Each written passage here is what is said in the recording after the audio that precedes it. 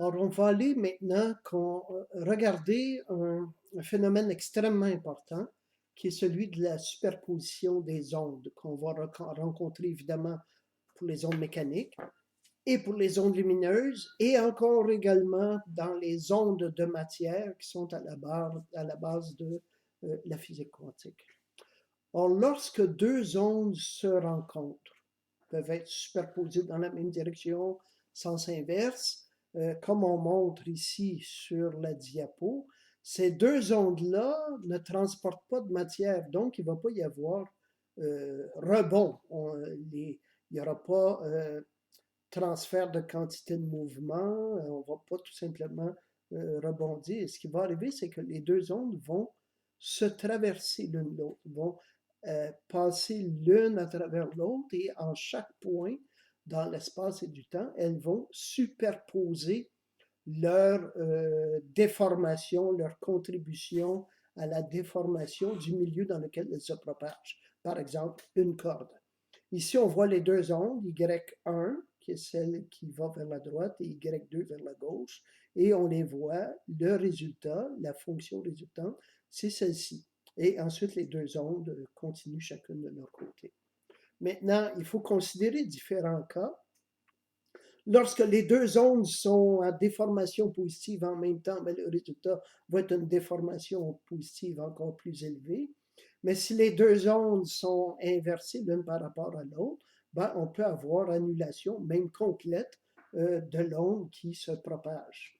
Alors, regardons ici, on montre deux ondes, l'onde Y1, l'onde Y2. On leur donne leur équation d'onde à chacune. Et supposons qu'elles ont exactement le même nombre d'ondes et c'est au même temps. Ben, ce qu'on voit, la différence entre les deux, c'est on regroupe tout l'argument du sinus sous phi1 ou phi2. OK. Alors, la superposition des deux ondes va donner cette expression ici. D'où vient-elle cette expression? Elle vient de l'utilisation d'une identité trigonométrique. Sinus alpha plus ou moins sinus bêta est donné par cette expression-ci, où on a le sinus de la moyenne des deux arguments multipliant le cosinus de la différence des deux arguments.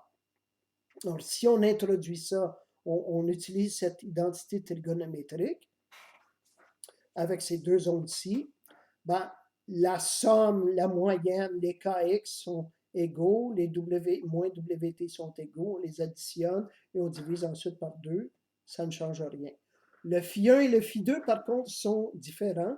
Ce qui va résulter, c'est un phi moyen qui va apparaître dans le sinus.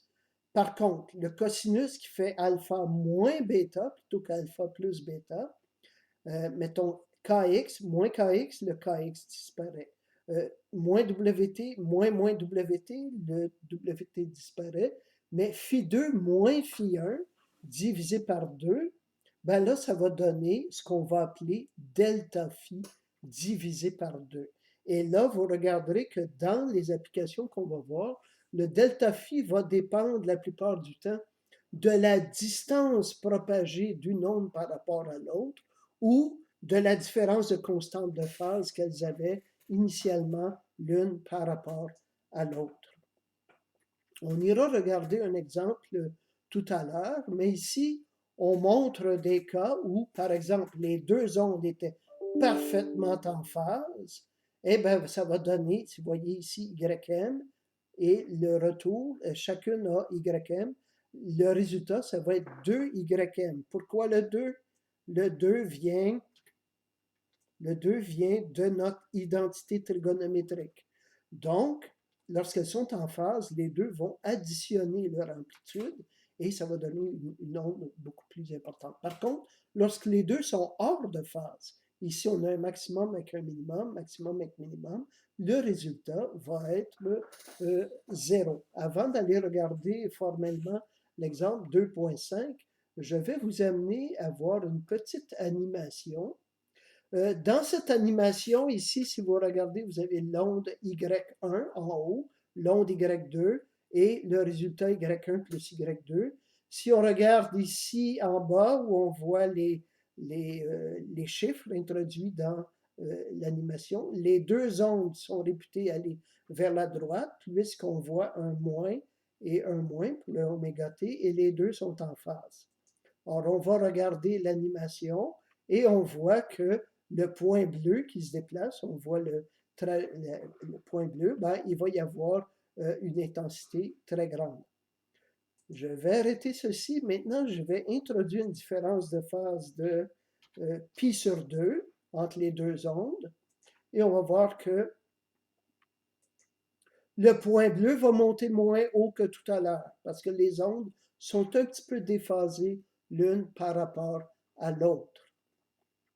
On va essayer quelque chose d'autre. Maintenant, je vais introduire une différence de phase de pi entre les deux ondes. Et là, regardez, l'onde Y1 est à un sommet quand l'onde Y2 a un creux. Et si on anime, on voit que le point bleu ne se déplace pas du tout. On verra un petit peu plus tard, mais je vais déjà vous introduire à cette réalité-là. Si j'ai maintenant plutôt une onde vers la droite et une onde vers la gauche, qu'est-ce qui va se passer? Eh bien, on va se trouver dans des circonstances assez spéciales où certains points dans l'espace ne bougeront pas du tout. Et ça ne veut pas dire qu'il n'y a pas d'onde qui passe là, ça veut dire que dans notre cosinus et nos sinus, il y aura une composante qui va dépendre seulement de l'espace et on expliquera à ce moment-là qu'il peut y avoir des zéros. Et ce sera la théorie des ondes stationnaires qui nous amènera d'ailleurs à discuter des instruments de musique. Alors, je vais aller regarder l'exemple 2.5 avec vous, juste pour vous pointer un petit truc. Alors, on a deux ondes. Il y a l'onde Y1 dont on donne ici l'argument du sinus. Et l'onde Y2, on l'a mis sous forme d'un cosinus. Et là, on vous demande quel est le déphasage et quelle est l'amplitude de l'onde résultante. Le type d'interférence. J'ai dit tout à l'heure qu'on peut avoir une interférence constructive ou une interférence destructive. Constructive quand les deux ondes sont hautes en même temps, destructive à l'inverse lorsqu'elles sont basses, une est haute et l'autre basse. Mais entre les deux, il y a toutes les autres possibilités, donc interférence intermédiaire. Or, ici, le petit truc, c'est qu'il faut remarquer que pour bien les comparer, il faudrait avoir toutes les deux ondes sous la forme sinus, alors qu'ici on a un cosinus. Mais un cosinus, c'est sinus phi plus pi sur 2. Et là, on voit que l'onde numéro 2 peut être redéfinie avec un 5 pi sur 4 comparé à l'onde numéro 1 qui était pi sur 4. La différence de phase phi2 moins phi1 va être égale à pi. Et ça veut dire que les deux ondes sont en antiphase. Et si on introduit pour l'amplitude, ce sera donc une interférence destructive.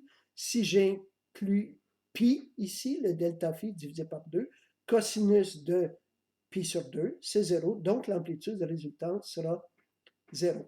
On va revenir à cette diapositive ici.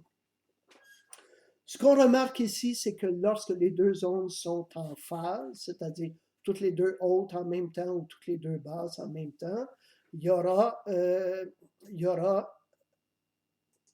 interférence constructive. Voici. Lorsque les deux ondes sont hautes en même temps, il peut y avoir une différence de 0 radian entre les deux.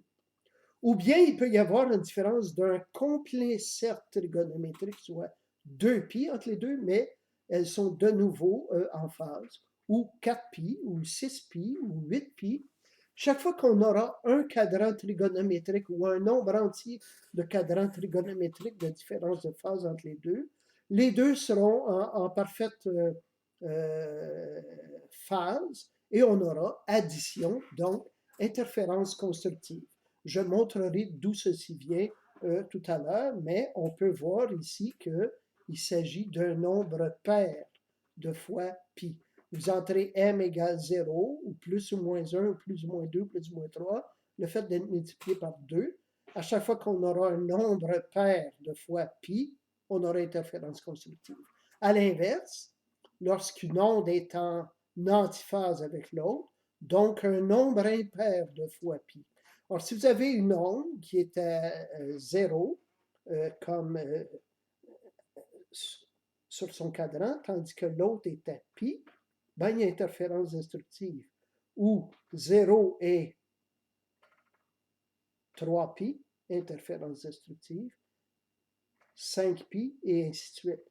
Donc, si on a un nombre impair de fois pi, on va avoir interférence destructive. Introduisez 0 ici, ça donne 1 fois pi. Introduisez plus 1, ça donne 2 plus 1, donc 3pi, 5pi, et ainsi de suite. Et on peut mettre des chiffres négatifs là-dedans aussi. D'où ça vient? Bon, on se demande, on a le cosinus delta phi sur 2. On va revenir à ceci.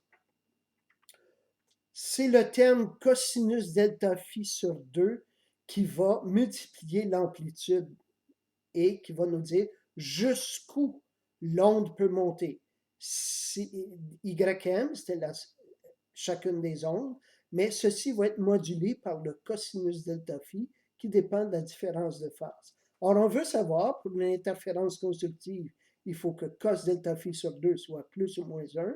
Pour l'interférence destructive, il faut qu'il soit 0. Alors, allons regarder ici. Si on impose un maximum, il faut que le cos soit plus ou moins 1. Ce qui veut dire que pour que le cos soit plus ou moins 1, il faut que delta phi sur 2 soit un nombre entier de fois pi. À 0, j'ai plus 1. À 1 pi, j'ai plus 1. À 2 pi, 3 pi. Un nombre entier de fois pi, d'où la conséquence, delta phi doit être plus ou moins 2m fois pi, un nombre pair de fois pi. Oh, ici, il manque un 0.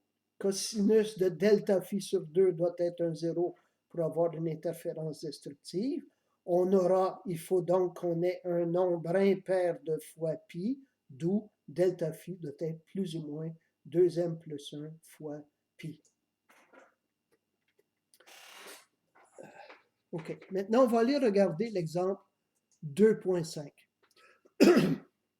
On l'a déjà regardé. Je voudrais compléter en regardant un exercice avec vous, qui est la question 33. Juste pour être sûr qu'on comprend bien comment calculer ces différences. On nous donne une onde de référence qui est donnée par cette expression ici. Et là, on donne plusieurs ondes différentes avec des constantes de phase différentes et on demande de quel type d'interférence va-t-il s'agir? Constructive, destructive ou intermédiaire? On va aller regarder la solution que je vous en ai donnée. Bon, pour 1, on avait une différence de moins 5 pi sur 6. Ben, on fait phi 1 moins phi 0. Phi 1 moins phi 0, ça donne moins 5 pi sur 6 moins pi sur 6, ça donne moins pi. C'est une différence, c'est un nombre impair de fois pi. Donc, ce serait une interférence destructive. La deuxième, c'était plus 5 pi sur 6.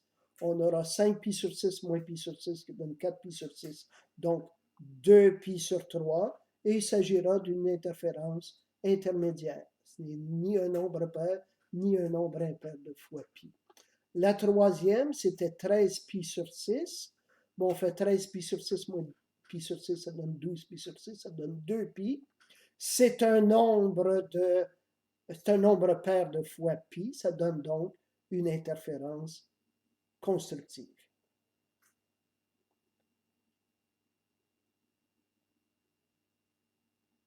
Et la dernière, c'était 5 pi sur 3. 5 pi sur 3, c'est égal à 10 pi sur 6. Et on trouve que ce sera 3 pi sur 2. 3 pi sur 2 divisé par 3 pi sur 4. Ce sera encore là une interférence intermédiaire. OK. Alors, ceci complète cette capsule-ci sur l'interférence des ondes. On va y revenir de façon beaucoup plus quantitative. On vient juste d'introduire les notions. On introduit la notion que lorsque les ondes sont en phase, il y a interférence constructive, addition de leurs effets, hors de phase, interférence destructive. On va revenir sur ça de façon beaucoup plus quantitative au chapitre 3. On va regarder l'interférence des ondes de façon générale, sonore en particulier, et ensuite au chapitre 7 et 8 en considérant les ondes lumineuses.